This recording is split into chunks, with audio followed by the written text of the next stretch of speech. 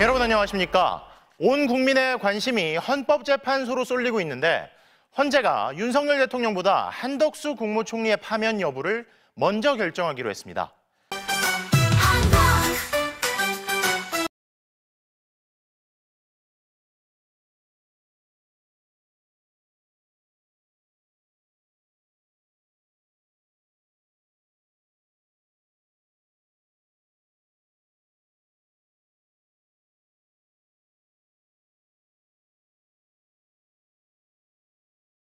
헌법재판소가 한덕수 국무총리의 탄핵 심판 선고일을 24일로 지정했습니다.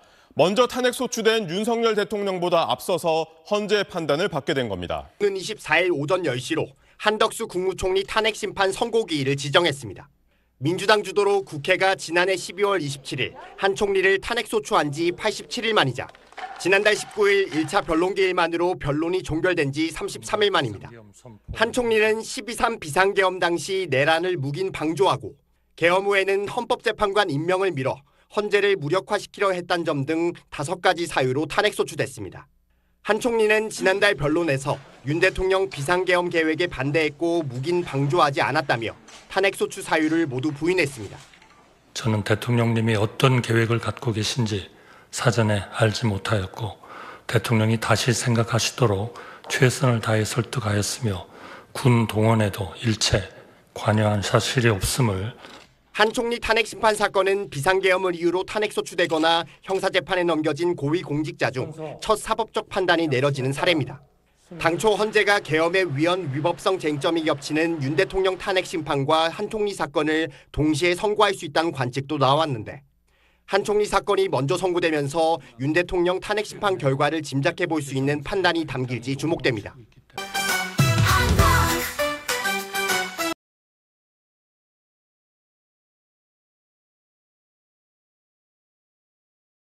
제가 볼 땐 지금 내란, 공모, 묵인, 방조 이게 제일 큰 거 아니에요? 한덕수 총리에 대한 거. 그리고 이제 재판관 임명 거부한 거. 네. 이 두 가지가 가장 큰 탄핵 사유인데 설령 법을 좀 위반했다 하더라도 이게 과연 총리 그리고 권한대행의 직무를 정지시킬 만큼 이게 헌법 위반이 되는 거냐 따질 거라요. 중대성을. 그걸로 볼 땐 제가 볼 때 중대성은 법 위반은 아니지만 그 정도 중대하지는 않다고 볼 가능성이 많다. 예. 그렇게 나름대로 예측을 합니다만 그거 두고 봐야지 알겠죠. 그 각하 부분에 대해서는 어떻게 설명해 주시겠어요? 각하가 이제 제일 민감한 부분인데요. 네. 사실은 저희가 그 주석서도 있지만 우리 헌법 규정에 보면 그 국무위원 등은 그 직무집행 행위에 관하여 헌법과 법률을 위반한 때에는 탄핵 소추할 수 있다 이렇게 돼 있어요. 네. 그 직무집행 행위. 그러면 지금 뭐 그 탄핵 사유 5개 중에 그 직무집행 행위 기준으로 보면요. 권한대 그 대통령의 직무집행 과정에서 만약에 위헌적 행위를 했다. 그럼 대통령 정족수를 해야 되는 것이죠.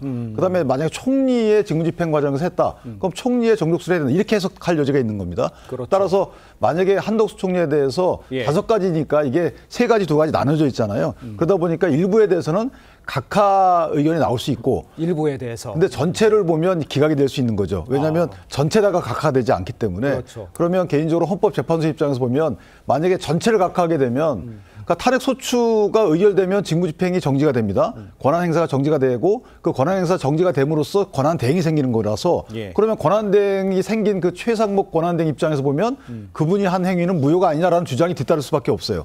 이건 뭐 물론 논박이 있습니다만은 그렇기 때문에 헌재에서 그 부담이 있기 때문에 전체 다 각하 가는 쪽은 피하려고 노력하지 않을까라는 생각이 들어서 정족수 문제는 200인으로 갈 의견이 분명히 나올 겁니다만은 전체는 기각의 의견으로 가지 않을까 개인적인 예측입니다. 알겠습니다. 인용을 아까 쭉 얘기를 해주셨는데 개인적으로 변호사 입장에서 인용이라는 얘기를 하셨는데 그 중에 몇 개는 있을 수 있지만 잘못한 게 있을 수 있지만 중대성에 대해서 인용하지 않을 가능성이 높다라는 지적에 대해서는 어떻게 반박하시겠어요? 만약에 그렇게 지적을 하면. 제가 결과적으로 인용의 가능성을 배제할 수 없다고 말씀은 드렸지만 그렇죠. 전반적으로 봤을 때는 말씀하신 것처럼 사실관계에 있어서만큼은 뭐 위헌성과 위법성을 인정할 수 있을지언정 그 중대성이 아마 핵심적인 부분일 겁니다. 지금 총리직을 파면에 이를 정도로 할 부분인가라는 부분을 따져볼 수밖에 없을 텐데 그 부분에 대해서 아마 헌법재판관이 고심을 할 수밖에 없는 부분일 거고요.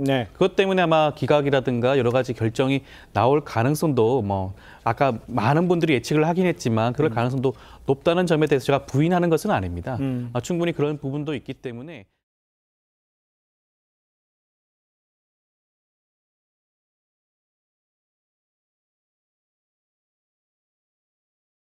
기각될 거라 이렇게 전망을 하고 있습니다. 민주당조차요. 사실 정작 인용 가능성이 높지 않다 이렇게 보는 분들이 꽤 있습니다. 국회 탄핵소추단 소속이죠. 민주당 김기표 의원 발언 한번 들어보겠습니다.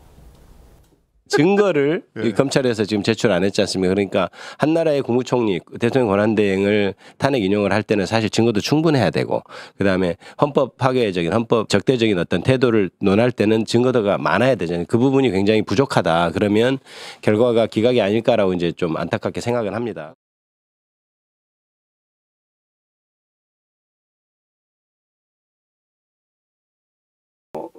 했던 그 탄핵 소추 사유에 보면 마은영 재판관을 임명하지 않은 부분도 있어요. 근데 네. 이거에 대해서 이미 헌법재판소는 위헌성이 있다라는 걸 인정했습니다.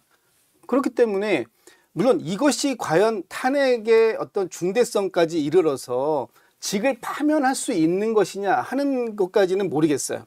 그 판단은 제가 할 수가 없으니까. 네. 그러나